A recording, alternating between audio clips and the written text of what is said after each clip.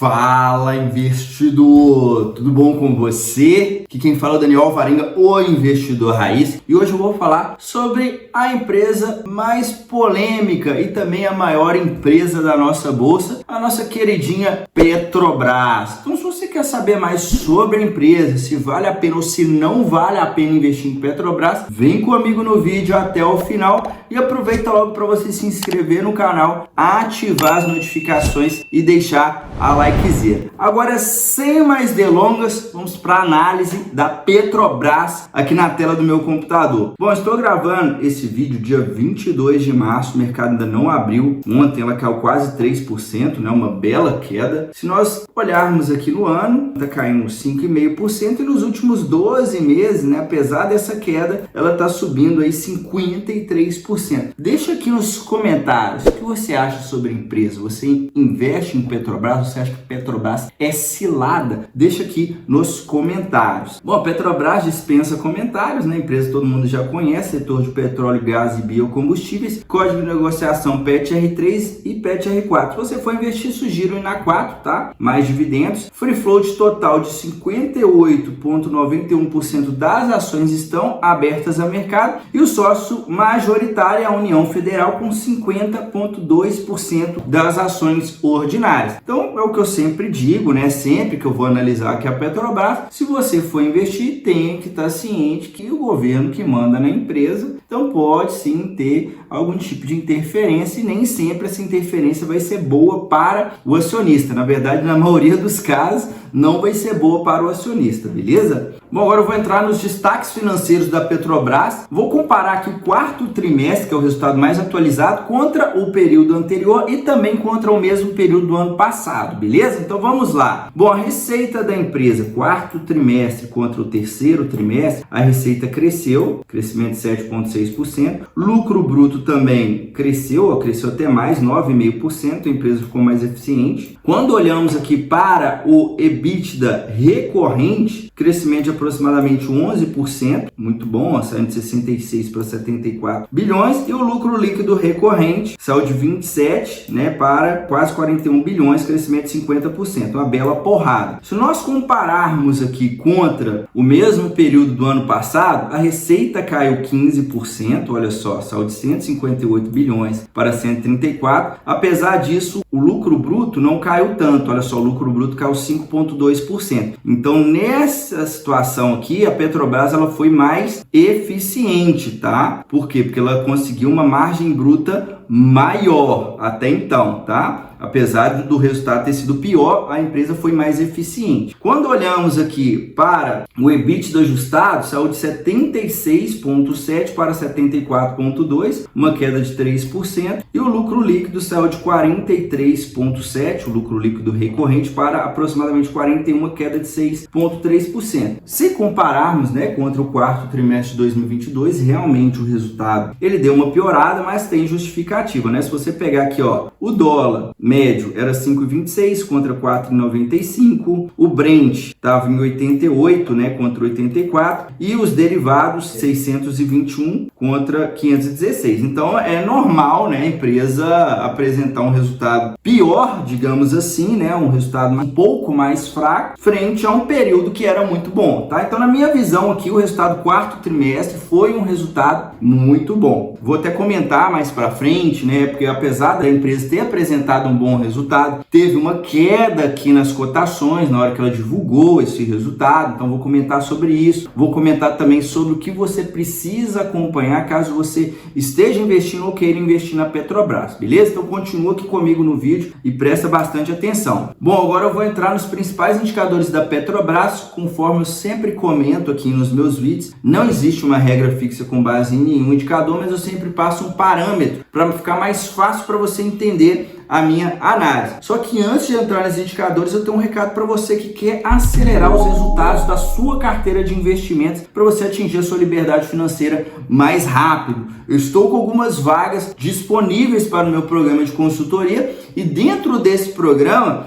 eu vou fazer uma análise da sua carteira de investimentos, vou te entregar uma nova carteira totalmente personalizada. A única coisa que você vai precisar fazer é copiar e colar essa carteira e colocar o dinheiro para trabalhar trabalhar. Então, se você tem interesse, primeiro link na descrição desse vídeo, também vai estar nos comentários, é só você clicar e entrar em contato comigo via WhatsApp para mais informações. Então vamos lá, cotação do dia 21/3, ela estava 35,70, valor de mercado 465 bilhões, então é uma empresa gigante, né? Quando nós estamos falando de empresas maiores, geralmente são empresas que não crescem tanto, né? Apesar disso, a Petrobras nos últimos 12 meses apresentou uma valorização bem agressiva e pode pagar, né? Continuar pagando bons dividendos. Vou comentar um pouco mais sobre isso mais para frente, então continua comigo. Dívida líquida sobre EBITDA de 0,9, então no momento está com uma dívida assim bem controlada, tá? Esse indicador, quando ele começa a passar de 3 vezes, é um sinal de alerta, então no momento está bem tranquilo.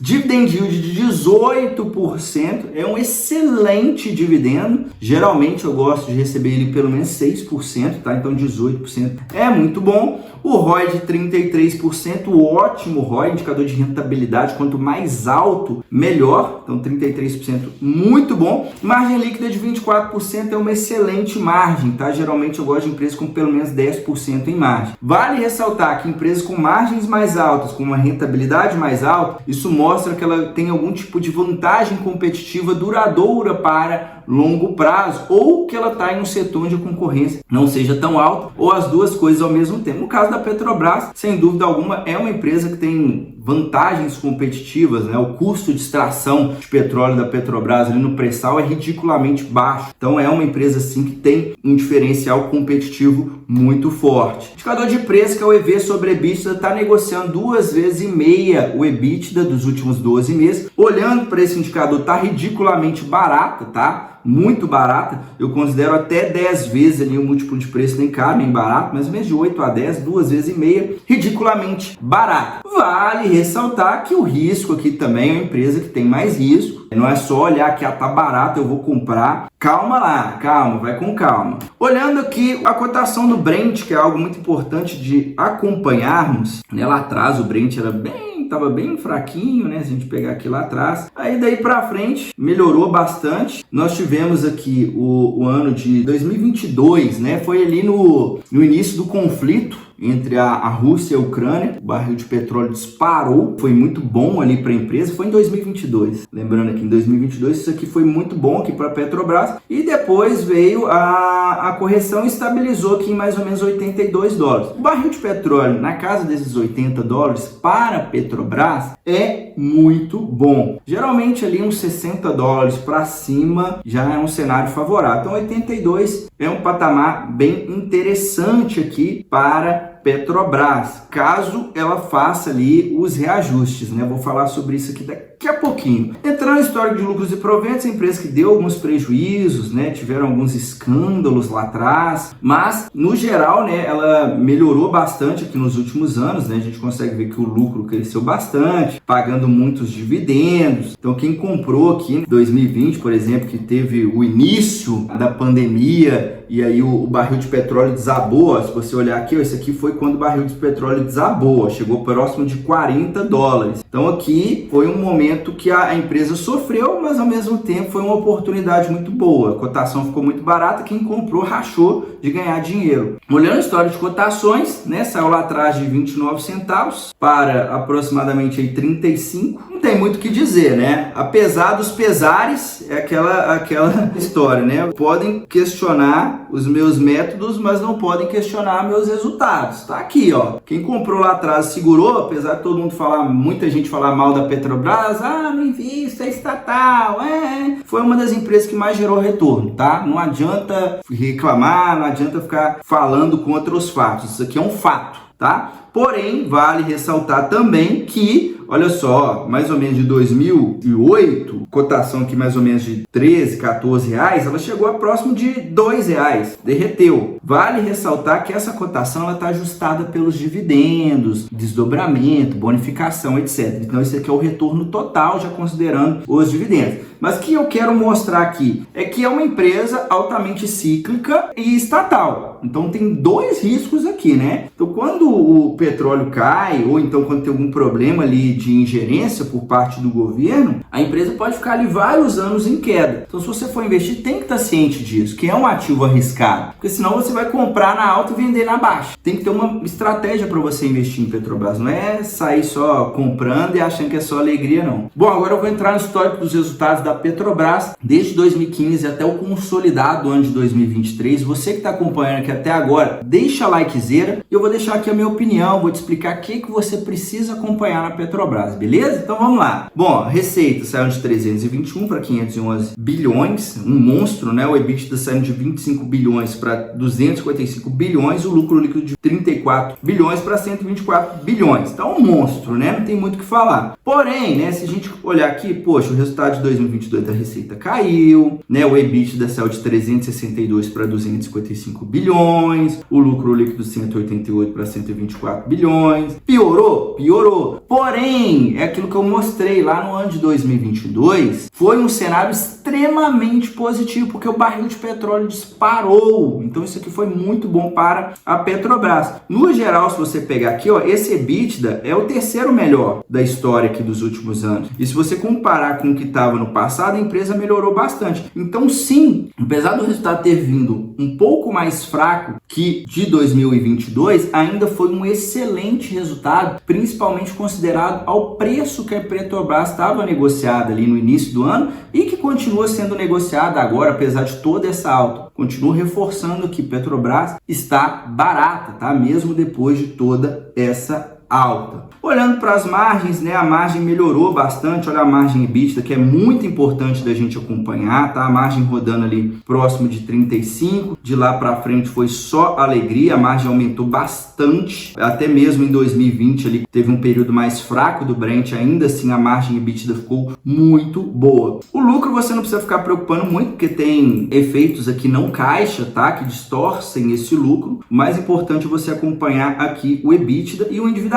A dívida está bem equilibrada. Olha só que era uma empresa que tinha 15 vezes EBITDA, 4,8, 3,5, agora está 0,9. Então a dívida está bem tranquila. Agora, o que a gente precisa olhar, né, Daniel? Bom, vamos lá. Primeiro, por que a cotação caiu sendo que o resultado foi tão bom? Já que você está falando que o resultado foi bom, por que caiu a cotação? Não estou entendendo. O que ocorre é o seguinte, a Petrobras, de acordo com a sua política de dividendos, a nova política, né? Tinha a política do governo anterior, foi alterado para a nova política, que mudou quase nada. A diferença foi que o payout, em vez de 60%, caiu para 45% do fluxo de caixa livre. Eu já vou mostrar aqui para você o fluxo de caixa livre, tá? Mas presta atenção. O que ocorre é o seguinte, a Petrobras, de acordo com o seu estatuto, ela tem que distribuir 45% do fluxo de caixa livre. Esse é o mínimo que ela precisa distribuir. Não quer dizer que ela é obrigada a distribuir somente isso. Se ela gera muito caixa, ela pode distribuir, por exemplo, 60%, 70%, 80%. E ela vinha fazendo isso principalmente no governo anterior. Além do resultado vinha muito forte, né, que foi um cenário muito bom, ela aproveitava para pagar esse dividendo extraordinário. Agora, na hora que a empresa divulgou o resultado, não teve o dividendo extraordinário. Ela anunciou somente os 45% do fluxo de caixa livre. E aí o mercado já ficou chateado, né? Porque estava acostumado a receber muito dividendo, e aí não veio aquele dividendo todo, mas ainda assim foi um bom dividendo, tá? Então, se você for investir, primeira coisa, você tem que se basear, fazer suas contas, olhando ali para o dividendo dos 45%. O resto, se vier, é bônus. Na minha visão, mesmo ela não distribuindo dividendos extraordinários, ela ainda vai conseguir pagar um yield bem legal, tá? Então, para mim, isso aqui tá bem tranquilo. Outra coisa que nós precisamos acompanhar é o fluxo de caixa livre, né? Acabei de falar que é 45% do fluxo de caixa livre. Então, olha só, ela gerou 215 bilhões de fluxo de caixa operacional, segundo melhor fluxo de caixa operacional da história da Petrobras. E aqui são os investimentos. Olha só que o CAPEX saiu de 49 para 60 bilhões. Então, aumentou um pouco, mas ainda assim ela gerou muito caixa livre, 155 bilhões de caixa livre, tá? Então, é daqui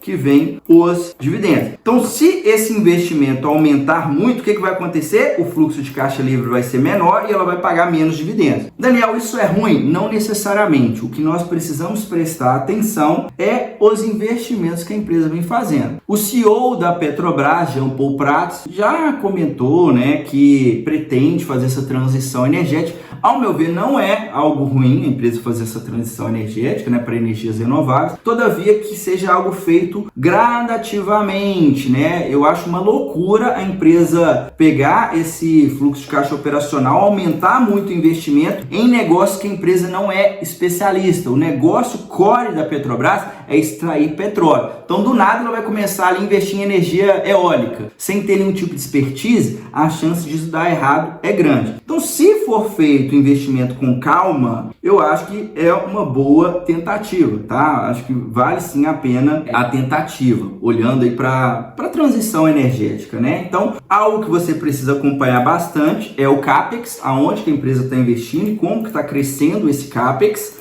Até então nada tão discrepante. E um outro ponto muito importante de você acompanhar é a questão da defasagem, né? Teve a nova política de preço, até então estava redondinho, mas por que estava bem redondinho? Porque o Brent, o barril de petróleo, estava em baixa. Então, enquanto o barril de petróleo está em baixa, é tranquilo de acompanhar, né, a cotação. Até bom para o governo. Poxa, baixou a gasolina, tal, bonitão. Agora, o barril de petróleo começa a subir, já não é tão fácil o governo chegar e acompanhar. E aí, se a empresa não acompanha essa variação, o que vai acontecer que uma hora ou outra ela vai começar a queimar caixa. Vai começar, né, até mesmo o risco de dar prejuízo. Lá atrás, o BO todo que deu com o governo Dilma, né, além dos escândalos de corrupção, foi a questão da empresa tá vendendo gasolina muito abaixo ali do barril de petróleo. Não tem jeito de você vender um produto que é derivado de outro sem acompanhar a variação. Se um está subindo, como que você vende o derivado mais barato? Não tem lógica alguma, né? Então é isso que a gente precisa acompanhar. E aí, se a gente pegar aqui essa notícia do dia 19/3, a Petrobras está vendendo aí com 19% de defasagem, ou seja, 19% abaixo do que deveria estar vendendo, do preço, né, que está lá fora. Então tá aqui, ó, 151 dias sem reajuste, ou seja, na hora que é para reajustar para baixo, eles vão lá e reajustam. Na hora que é para reajustar para cima, cadê? Então é isso aqui que nós temos que acompanhar, né? Vale ressaltar ali que a popularidade do governo está caindo, então o governo, poxa, só aumenta imposto, todo mundo já está ficando bolado com isso. Aí vai lá e aumenta a gasolina, aí que vai dar mais problema. Então, se você for investir na Petrobras, você tem que estar ciente que isso aqui vai ser sempre assim, sempre vai ter polêmica. É estatal, cara, não adianta. Se ela não fosse estatal, beleza, mas é estatal. Quando a gente fala de gasolina, impacta o Brasil inteiro, né? Gasolina e diesel, não tem como, a população vai lá e fica bolada mesmo, se sobe demais. Então é algo que, independente qual seja o governo, não tô aqui passando pano, tá, para o governo atual, mas sempre vai ter esses BOs, tá? Então, se você for investir, você tem que estar ciente disso. Diante de tudo isso, Daniel, qual é a sua opinião? Bom, eu continuo gostando da Petrobras, devido às vantagens competitivas que a empresa tem, devido ao preço que ela vem sendo negociada, que na minha visão ainda é bem interessante para remunerar aqui os dividendos. Todavia, né, é o que eu falei, é um negócio mais arriscado, então não é do tipo de ativo para você investir pesado, caso você queira investir. Mas pensando a longo prazo, sim, é um ativo que eu gosto, porém é um ativo para investir com bastante cautela e tem que ter estômago. Se você é mais conservador, não tem muito estômago, é melhor nem entrar, tá? Se não tem as manhas, não entra não. Então minha opinião é essa, espero que você tenha gostado, compartilhe com quem você acredita que tem interesse nesse conteúdo e deixa aqui nos comentários se ficou alguma dúvida. A gente se vê no próximo vídeo, até a próxima, tchau, tchau!